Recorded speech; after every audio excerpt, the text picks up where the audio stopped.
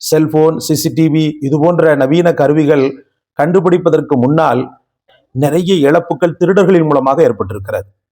அந்த ஒரு அடிப்படையில் எனது சொந்தத்தை சார்ந்த ஒருவர் ரயிலில் பயணம் செய்கிறார். பயணம் செய்யும் போது அவர் வைத்திருந்த பண முடிப்பு 10,000 ரூபாய். 10,000 ரூபாய் என்பது 15 வருடத்திற்கு முன்பு கொஞ்சம் அதிகம். 10,000 ரூபாவை அவருடைய சூட்கேஸ்ல இருந்து எவரோ ஒருவர் என்ன செய்துட்டான்னா சாதுரியமாக களவாடிட்டான்.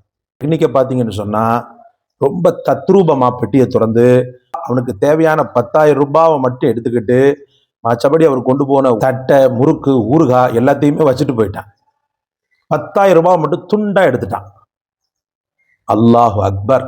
அவர் அடைந்த மன வலி எந்த அளவுக்கு ஆயிடுச்சுன்னு சொன்னா கிட்டத்தட்ட 1 மாத காலம் மனப்பிறழ்வு ஏற்பட்டு கொஞ்சம் மூளை பிசகி யாரிடத்திலும் பேசாமல் எவரிடத்திலும் உரையாடாமல் சரியான முறையில் சாப்பாடு, சரியான முறையில் தூக்கம், நிம்மதி இல்லாமல் மனோதத்துவ மருத்துவர்கள் ட்ரீட்மெண்ட் எடுத்து அதுக்கு பிறகு ஒரு 2 மாத காலத்திற்கு பிறகுதான் அவர் சரியாவே ஆனார். இன்னைக்கு சம்பாதிக்கிறது அன்னைக்குன்ற மாதிரி உள்ள மக்களுக்கு 10,000 ரூபாய் இழப்புன்றது 10 கோடிக்கு சமம். இப்புள்ள காலகட்டத்தில் அட போடா அப்படின்ற மாதிரி போயிடலாம். அப்போ அப்படி இருக்க முடியாதுங்க. அந்த மாதிரி அவருடைய மனைவியிலிருந்து மக்கள் இருந்து எல்லாரும் ஆறுதல் சொல்லியும் கூட அவரால் இயல்பு நிலைக்கு வருவதற்கு சிறிது காலதாமதம் ஆனது.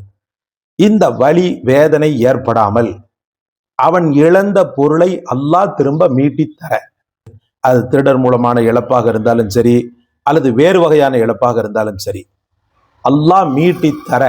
அப்படி இல்லையா அதைவிட சிறந்ததை தர, அல்ஹம்துலில்லாஹ். அவனுக்கான ஒரு அற்புதமான வசிஃபா என்ன என்றதை உங்களுக்கு நான் சொல்ல வந்திருக்கிறேன்.